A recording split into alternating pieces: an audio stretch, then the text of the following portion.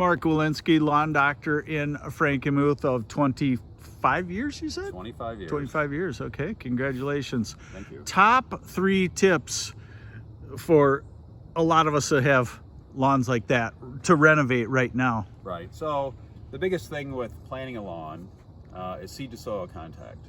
You got to loosen the soil structure. Okay. And that's the major component. You just can't put seed down because it won't germinate very well. And if it does get germinated, it won't penetrate very well. The soil has to be loosened. So you have a machine, but most of us don't have that machine. It's actually patented. It's called a power seeder. Okay, but what would you recommend for me? Can I go to a garden center and buy something? You can, and so there's a couple different ways to loosen the soil, but one of the things that we use to do a lot of detail work around trees and edges and things is called a garden weasel.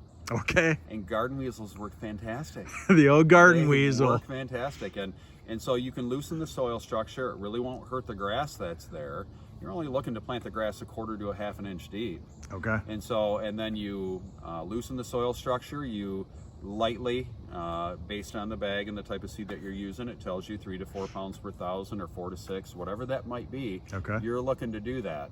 And so then you'll sprinkle the seed down or broadcast it with a broadcast spreader. And then you just take the garden weasel and lightly work it back in. Okay. And that works fantastic. Okay. So next tip, you're giving us our top 3 and I sidelined you, sorry. Oh, that's okay. And so loosening the soil structure. Yep. And then you have to, also have to know the grass type that you're planting. So you don't want to plant something that is completely different, because the definition of a weed is a plant out of place. And so even if it's another perennial grass, it would still be considered a weed. So you need to know the grass type that you're planting so that it's similar in color, similar in texture. Okay. The similar characteristics from a DNA standpoint. This gets a little complicated, but we're on the internet, and if somebody's watching, they got plenty of time. So you're advocating a turf type tall fescue in places that would not look good in, say, a fine fescue shade lawn, or what? Yeah, because it's complete disparity. You have one lawn that is really fine bladed, and then you have turf type tall fescue that's a wider blade. And so they really don't match well, but most lawns are going to be a classic sunny. They're going to be, they're going to consist of, and it's going to pretty well work. Yeah, it's good. Yeah, exactly. If you just buy a classic sunny mix, that's going to have some bluegrass, some ryegrass, and some fine fescues in it. Most lawns are that. Okay. And if anybody has any questions, I'm happy to help. And how can a person find turf type tall fescue seed? They sell it at any of the hardware stores, whether you're picking up a local one, which I'm a proponent of, or any of the big box chain ones too. Okay, so look at the label. Look at the label. Look at the label. Okay, and then your tip on watering, or watering is essential as well, and keeping it moist. Not saturated, not drowned, because that can actually harm the seed.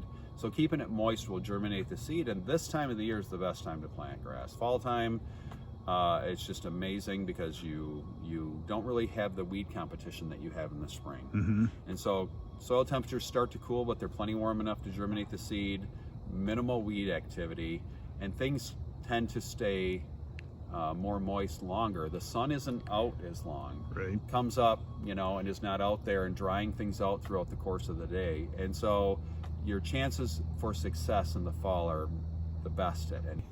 So with this yard, because this is a septic field, you've got a tremendous amount of sand as your base. Mm-hmm. And so he doesn't really have the ability to water. There's no irrigation, and trying to keep up with a sand base is really, really hard, because especially when you get into the heat of the summer, you're going to have to water this on a daily basis.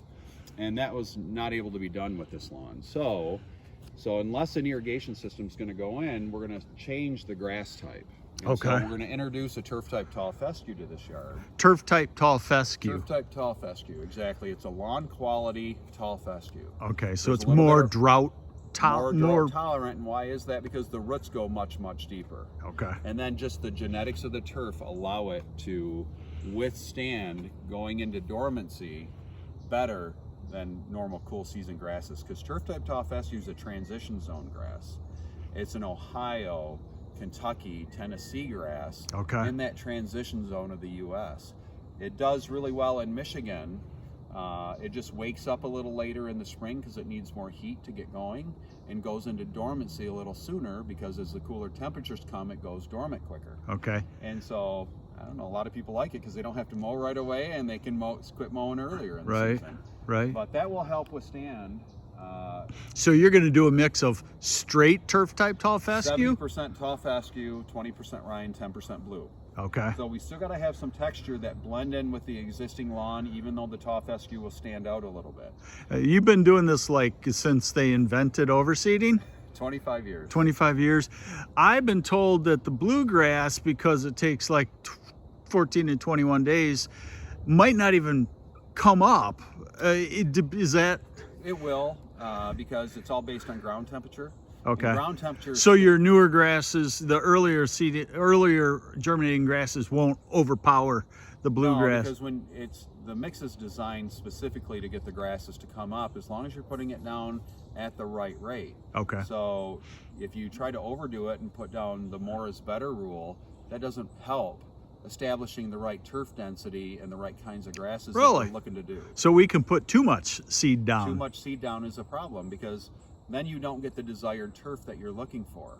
Okay. And then also you might get too much competition where none of the grasses do well because they're competing with one another when they're too dense from the seeding. Okay, cool.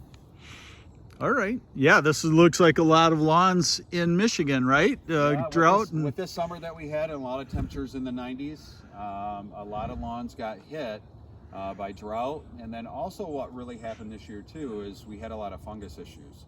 And why is that? Well, when temperatures go above 80 degrees at night, and we had a lot of that this year. We had And then you get any type of precipitation, moisture, or just people watering incorrectly with the irrigation systems, because a lot of times people will water in the middle of the night thinking that it's actually better, and it's harmful for the lawn, especially when temps go above 80.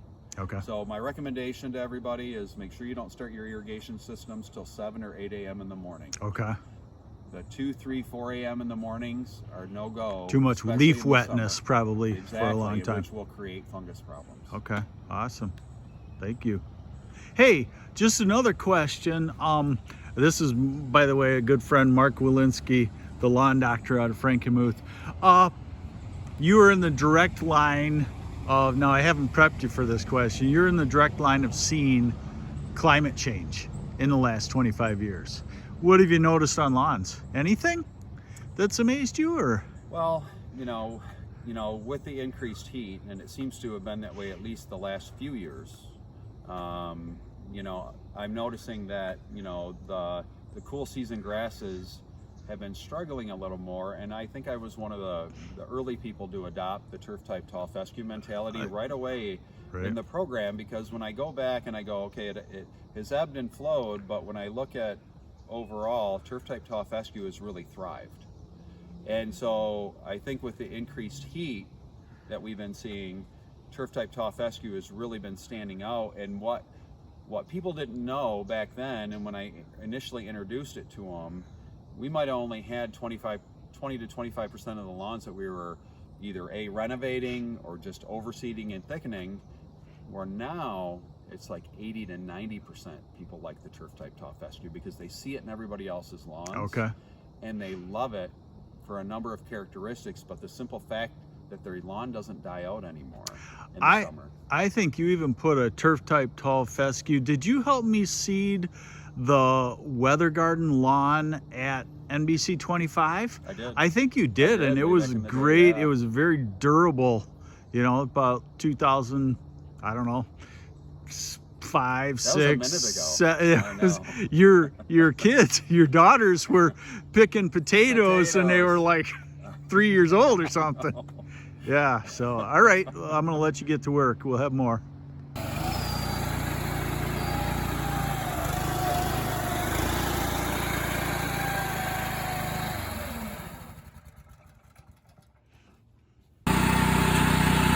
Now here's Mark Wolinski's overseeder, and they got a machine, but basically this is what it should look like. He's dropping seed, he's working the soil first, you know, with the machine. This is what he's recommending you would do with a garden weasel.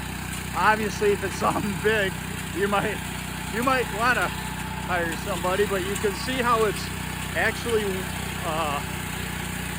busting the top inch up, but not tearing up the grass too terribly. And then it's dropping seed, so it's kind of all in one pass.